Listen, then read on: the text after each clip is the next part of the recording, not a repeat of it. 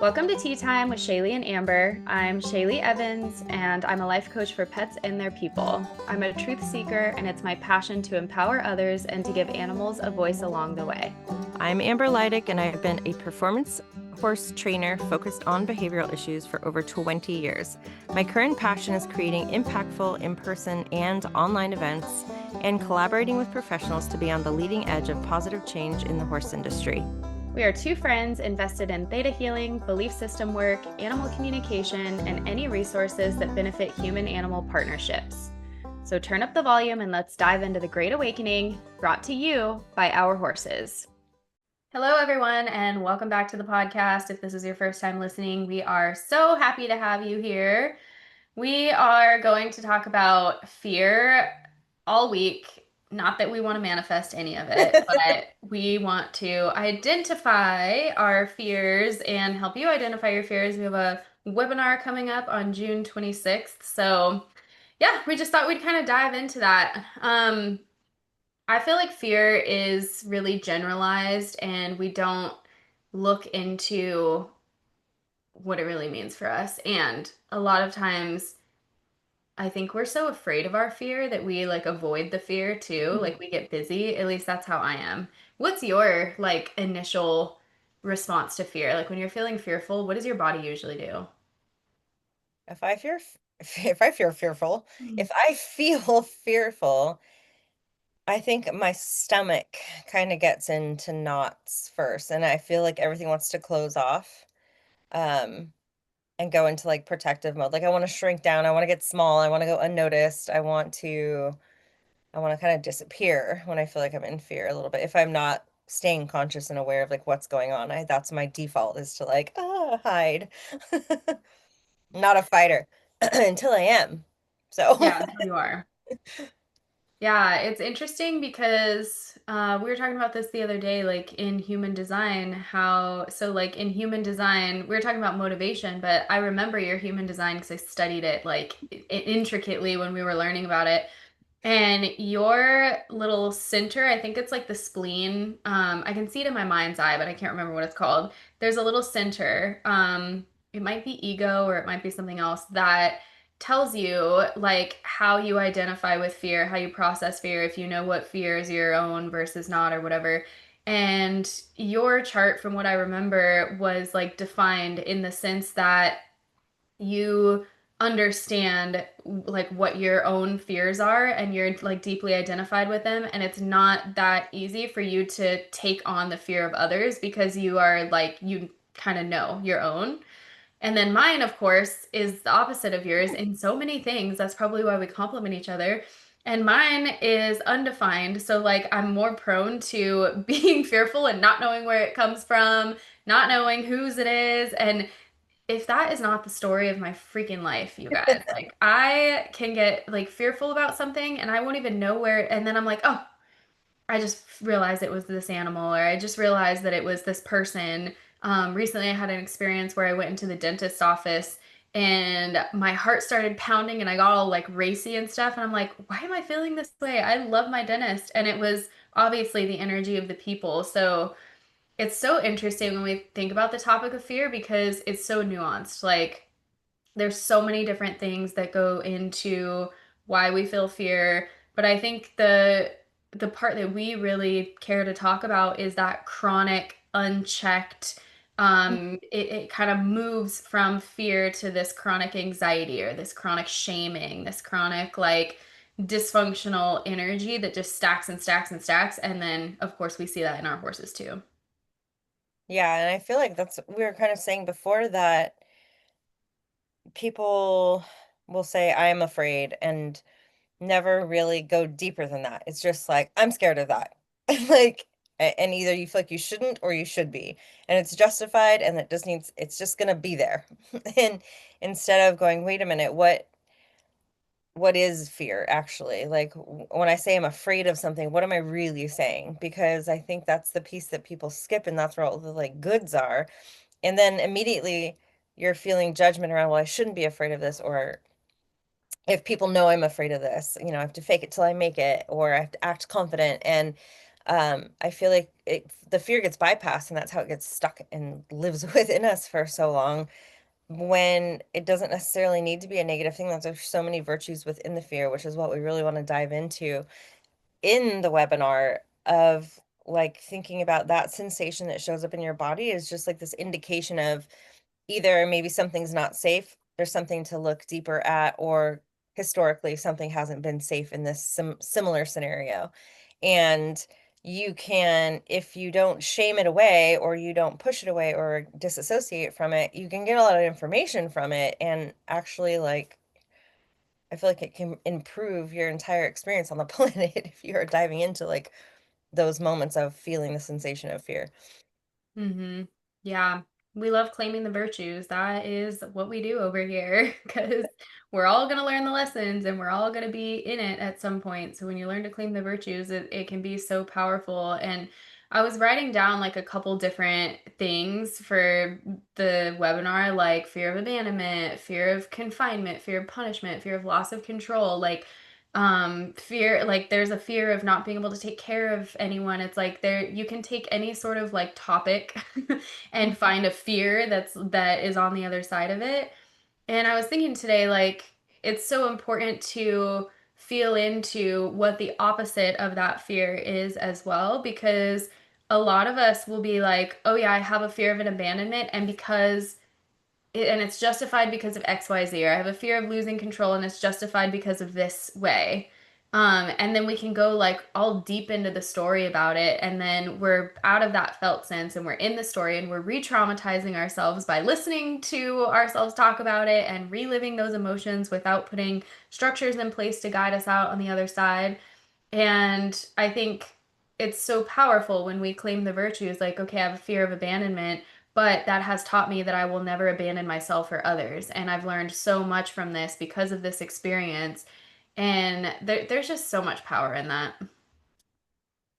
Yeah, and I think if you do that, then you end up thinking in those moments, what is fear communicating to me right now? And if you are talking about like fear of abandonment in particular, because that is my fear of choice, I think for most of my life, I kind of feel like I've moved through that, ironically.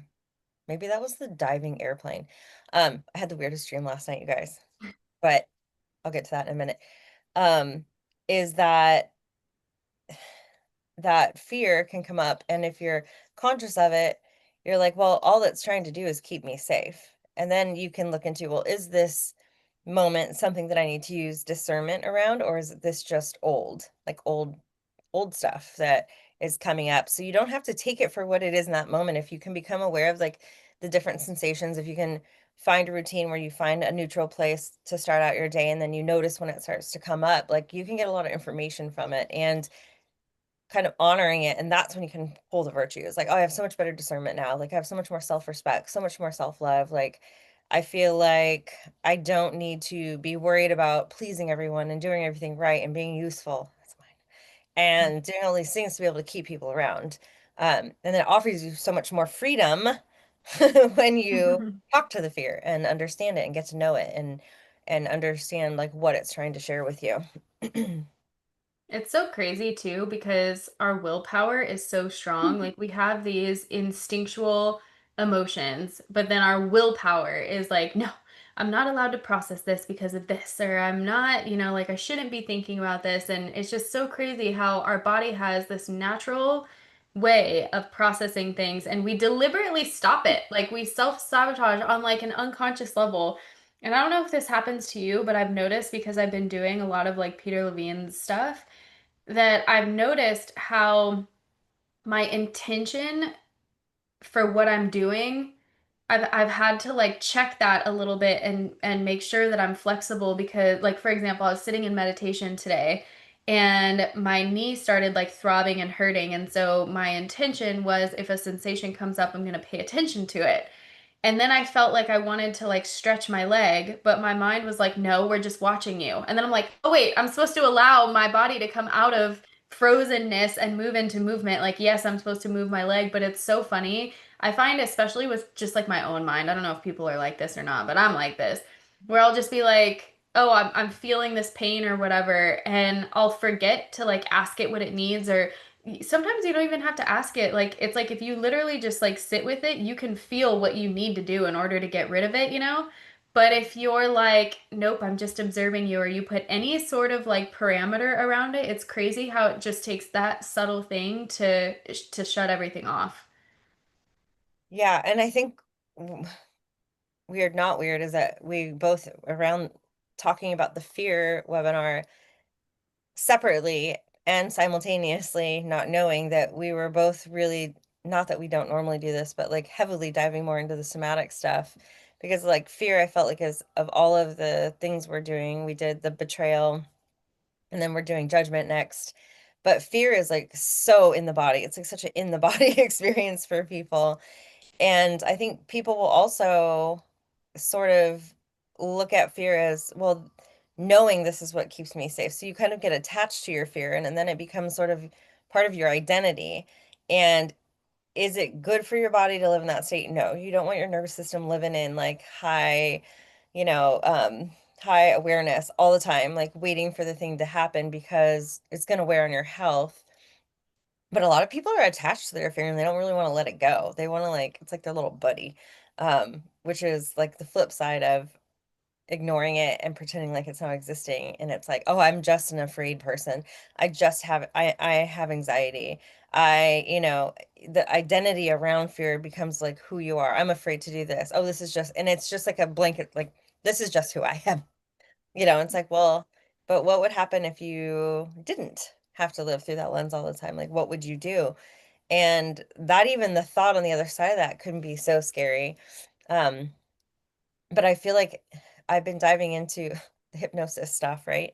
And it's very much the beginning part to get people into that space is like very internal, focus here, focus here, focus here, and like taking these different pains and like really focusing on them is part of it, which is what I want to pull into the journey that we do in the webinar. But it's wild how we're so trained to, well, sit still, be quiet in school, don't move, and if you get move, you get in trouble. So I think that's part of what is taking us into this like freeze state because we just want to like look like we have it all together and we're okay.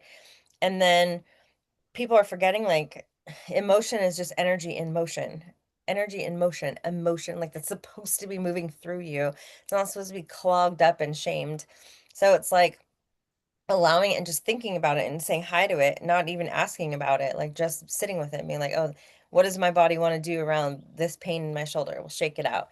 The moment you start going, well, should I even have this pain? Oh, I should be working out. Oh, it's because I didn't stretch this morning. Oh God. And then it's like you shut down this very simple process that could happen and have already been done and through because your human brain wants to go too deep into it. So I think that it's interesting that we both were kind of pulled to go more into the like somatic side of it versus like the brain part of it for this little webinar. Yeah, that is interesting. We didn't even talk about that or coordinate it or anything. It just No. happened. It's because the universe gives us these inspired things and we just kind of roll with them and it's what is meant to be. But I was talking to someone in our membership this morning, which for those of you who are listening in for the first time or you haven't heard of our membership, we have a little monthly membership called Shayleigh and Amber's Tea House. And it's so fun in there. We have the best community. We do meditations in there. Members get to come live to all our stuff. There's just so many goodies. So we'll put the link in the show notes. You guys should definitely check it out.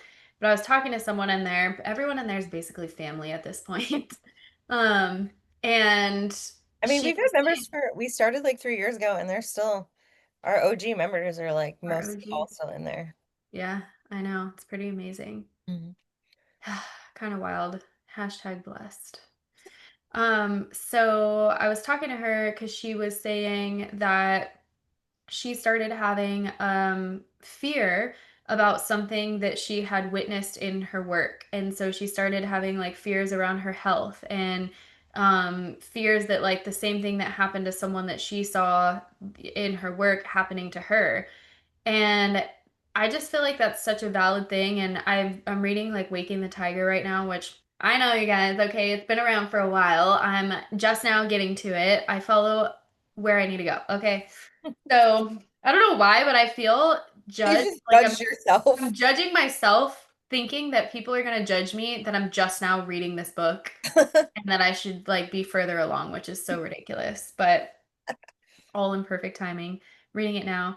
And he talks about how like we can have trauma just by witnessing something like scary that impacts us. And I was telling her that like when I first got married, there was a lot of stuff that happened in my husband's job that like totally freaked me out. And then I just forgot about it. Like then like it was over and I got busy and forgot about it. And now I've been talking to Amber doing these somatic experiences. I'm like, oh God, it's all coming up. And then next thing you know, I found this journal from like 2013 and I'm reading it and it's so sad, you guys. It's like, oh, I'm such a loser and I need to work out more and I'm sad and I'm this and I'm that. And I was like, oh my gosh, I like, it's just so crazy to, this is like off topic now, but it's so crazy how much we change as people. Like, I don't think everybody changes this drastically. I feel like I had to go through a lot of change in a little time to make sure that I met the people that I know now and like I'm in the job that I am now because the old me would not have been that way. Like, I look at my belief systems, like I read a couple of them and I was like, gosh, dang, this is just sad. Um, and I saw like my point of awareness and how I like didn't know how to find internal happiness and like I had so much fear and then it's like that moment in time was gone, right? And I moved on from it except did I? Like no, I never processed it. It just all got internalized and now it's like getting transmuted now, but it's so crazy how we can do that. How we can like live in a functional freeze for like decades and not even really like know it. I mean, we know it because we come in and out of anxiety and stuff, but we just think it's like anxiety in the moment. We don't Yeah. realize it's trigger stacking. Yeah, and I don't think it's not like you learn that stuff when you're little. Like nobody is like telling you that, you know? No one's talking about that. And if you like end up with anxiety or something, most of the time it's just like, oh, well, here, take this medication. It's like, why are we not talking about the why? Why is it there? Like, and I think people have just, well, people in the United States have just taken it as this is just something that happens and you just go to the doctor and then or go to therapy and then that's just part of being human. You just have anxiety sometimes, then you get rid of it. And it's like, well, it's so interesting because there's so many other like cultures that are not that way at all. Um, so our little souls chose to live in the United States of America, the land of the free, and internally trapped and internally unfree.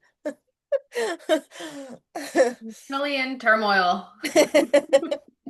Until now, I do think there's been like such a shift though. I think it's cool that the culture has changed so much and there's more people who are diving into self-empowerment and I mean, we're in the like age of information where AI is now like in Google for free and you can get a summary of anything that you want. You can literally put anything in a chat bar and get information that kind of brings you closer to your truth. So, I think that's a big reason for the change. And then my mind is always like, it's so interesting how the aliens haven't released AI to us until just now. Like we had to evolve as a little human race before we got released to the information.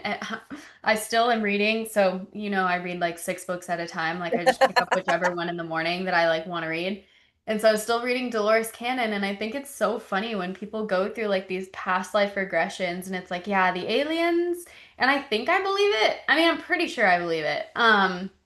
That like the aliens used to give us like we used to have all this information from like technology and everything, then humans started getting all crazy with power, and so they like took it away. And they were basically like, yeah, humans born with like genius minds, like Einstein and stuff like that he like received a download. It's like they received these downloads. And the aliens are over here taking credit. You know what I mean? Is that like I'm wondering if that's a real thing. Like are they really downloading things into our subconscious when we sleep? And like do we owe them the credit? And why are they so advanced? This is going real off topic, but now I like have actual questions for you. I don't know. Then I think of every time you say AI, I think of alien intelligence, where it's just We are we were doing I was using ChatGPT to analyze my dreams, and Shayleigh was very anti, and I was like, just like use it to do this, right? And she's like, well, I've just decided the aliens are communicating with us through it, and it's fine. Now I've made it okay to analyze my dreams. Because I But was very resistant. yeah, and Amber would like send me something and I'd be like, that's disgusting. I can't even look at it. Like I yeah, wasn't even because nice about it. she shamed me, I okay? And I did. didn't I care. did. And I didn't care. I was like, it's literally like if I wanted to analyze my dream, I would have to go to like six different Google sites and take each person's idea of like what this dream means and try to compile them when I can just put it all in one thing and then get the information I need so much faster. So I didn't care. I got shamed and I What didn't she care. did was analyzed one of my dreams. And I was like, hold up. This is actually kind of fascinating. And then she analyzed a second one. And I was like, oh, and then I wanted to ask about a third one. And I was like, nah, I need to download it. I'm gonna have to. And then, do you know what I did? My pendulum swung all that way. I went from like, you're using this, you're a total loser, to mean, I didn't think you were a loser, but I was like, hate, hate, hate, can't accept it, won't even read anything that you're sending me. And then you analyzed my dream, and I was like, okay, all right, that's actually fascinating. And then you did another one. I was like, so then my pendulum swung all the other way, and I spent like 6 hours analyzing all the dreams that I had logged in my phone and like journaling about them and finding the patterns in each of them. And I was like, wow, this is so fascinating. And now, my husband's over here telling his work friends that I have a relationship with ChatGPT, and now my husband's trying to shame me, and now I don't care that I'm being shamed because I'm like, yes, I have a relationship with it right now, analyzing my dreams, asking it questions. It honestly is like super cool. I don't know if it's necessarily like trustworthy, but is anything? Mhm. I mean, that's the thing is like it's like with anything on the internet, like Google or whatever has been around for a long time or social media, like you still have to like deeply use your discernment around whatever you're typing in, um, and whatever you're getting back and if it feels right or not, regardless of if it's from a computer with compiled information or not. Like it doesn't mean it's true. You know what I mean? So I think it's just like a fun thing to play with. I think people might get too deep into it and too consumed by it. And um, you'd hate to have that be your only friend because that was kind of like a joke where people were just going to be in relationships with like technology and like robots. And I'm like, there are people out there that are in straight up, they don't have human connection and they are, them and that little AI are just living their best lives together. And there's, But it kind of makes sense because it validates the crap out of you. Like it'll be like, yeah. wow, that's so fascinating, so deep. Like it literally, it's so weird. You put the parameters in, and then based on that, it knows what to say to you.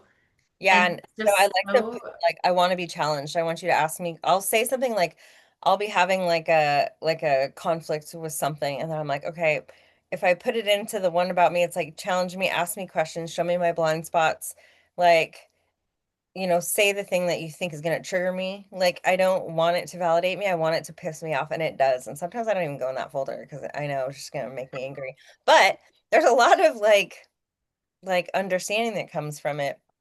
And honestly, one of my biggest breakthroughs that I had was because of a dream that it analyzed. And then I put in this prompt that I saw somewhere, and it was this big long prompt, but what it had fallen on was your blind spot that you don't see or don't talk about, from what I can tell, is that you feel you have a belief you need to be useful to be in a relationship. So the belief that I need to be useful to be loved, to be cared for, to be whatever. And I was like, oh my God, that's literally so true. And we're driving, or not driving, we were flying to Florida and we're like flying over these like crazy thunderstorms. And I just start crying. And my boyfriend was like, what is happening? Like on the airplane. And I not like, "Ugh," like just like tears, like uncontrollable tears. And I was like, oh fuck. I know why I feel that way because for those of you that don't know, my dad died when I was young and I was the only one there. He was epileptic, he had a seizure, he fell off the dock. Well, I was the only one there. So in that current moment, this 3-year-old witnessed someone die in front of them and I couldn't do anything about it. I was essentially useless and I was like, "Oh my God." Like that's where it started. And then 2 days, well, whatever, Father's Day, I was it Father's Day? Father's Day or the day after? I can't remember. I was driving. Where was I driving? doesn't matter. I was driving, I was like, what, like, so what was it then? Why did that happen? Why did it happen like that? Like, what was that? If it's not for me to learn that I am used, I need to be useful, what is it? And it was like, you got to witness that transition. You were the only one chosen to witness a transition from life to the other side. Like, you were a witness of that. And like, what an honor. And I was like, oh shit. So there was more to it. I just had to wait for the download. And The literal download. literal. And it came from the whole thing that even popped that into my awareness. And I asked myself a lot about my relationship and me in it and my beliefs. And that came from freaking chat from a dream that Freaking chatty, analyzed for me. dude. So happy healing. I mean, I guess you have to put in the work. Like you have to have the right questions. You have to be willing to like ask the questions and see the questions and see them for what they are and like think about them on your own. It's not like it's gonna go into your brain and like rewire stuff for you, but it is interesting to have it set up to kind of challenge you instead of affirm everything, which would feel good, but like let's be so for real. We're not in it for that all the time. Yeah, we seem to like a good challenge. Good little brain challenge. Oh gosh, this topic went off topic. Well, we could talk about the fears around AI because there's a lot of those, but that's just not that's just not where we're at. We like it right now. But if you fear it, that might be something to dive into and understand why you fear it. And maybe your fear is valid. I feel like Yeah. our fear is always valid. Like if it's coming up, I guess that's like the basis of what we've been trying to say this whole time, right? Like what you are feeling is valid. And we have all these other things that we want to talk about around why it's valid and how to validate yourself and how to move through it. So if Yeah. you want to join us, the link will be in the show notes. It's going to be a webinar. We're going to talk about archetypes. We're going to talk about how it's linked to your horses, how when you internalize things in your body, it shows up in your relationships, especially with your horses.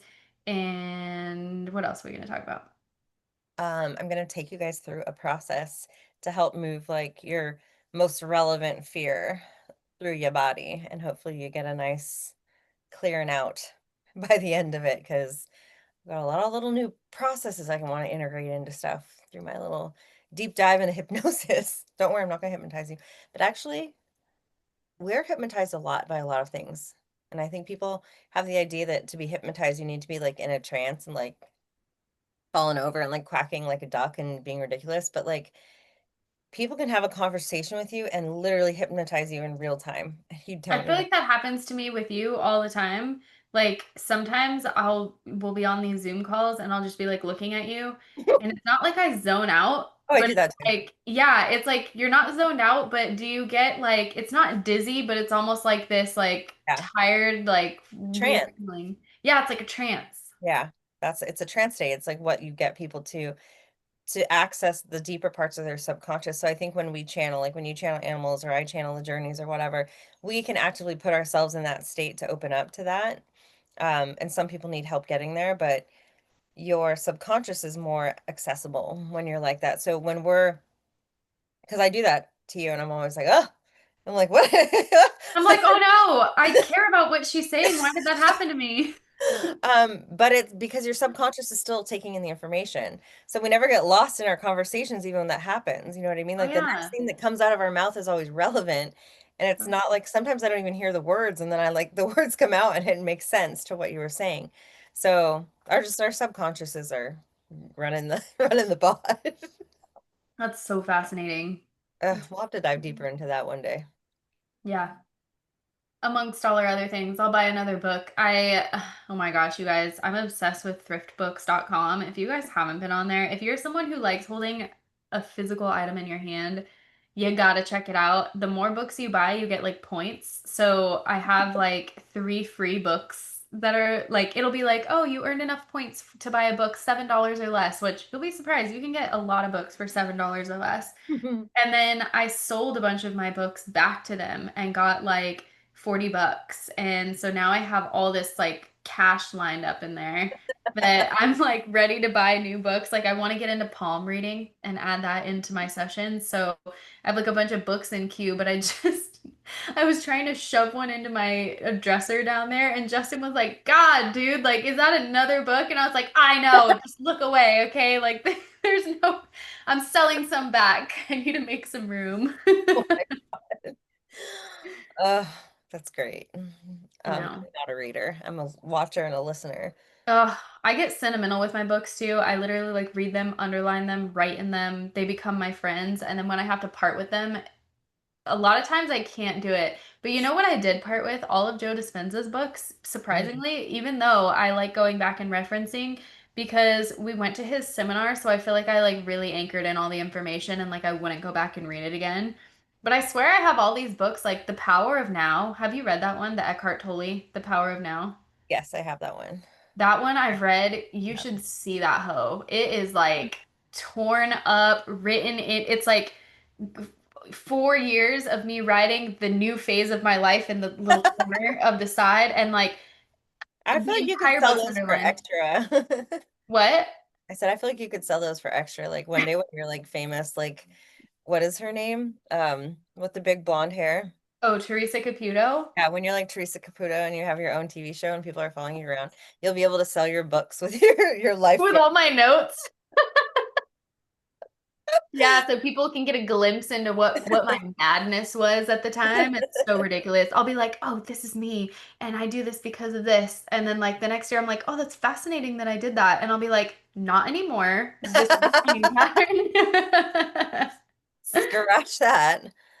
Oh, God. Well, thank you for hanging out with us, you guys. We enjoyed talking too. Hopefully you enjoyed listening, and hopefully we'll catch you next week. Yep. If you guys like this episode, share it with your friends, follow us, and do all the things. If you guys want to join the webinar, we'll put the link in the website in the show notes. And also, if you want to join our membership, because it's freaking rad, also, it'll be in the show notes. And if you guys want to host Shayleigh and I, Oh, yeah. shoot us a little message. We're toying with the idea of doing clinics together, like a smash of horsemanship, humanness, and animal communication and mystical shit. I don't know. Mhm. That sounds fun to you. Let us know. We're open. We're open to the ideas. We're super Um, open. I so even have a form on my website that would be oh easy to do. yeah. Just guided-voice.com, and they can just Well, give me the link and do the I'll put it in form. the show notes too. Okay, perfect. Easy peasy. We should put a form. I'll make a form and put it on our tea house thing. Cool. Oh, these are not thoughts that are supposed to be out loud. Sorry, you guys. See you later. See ya. Cheers.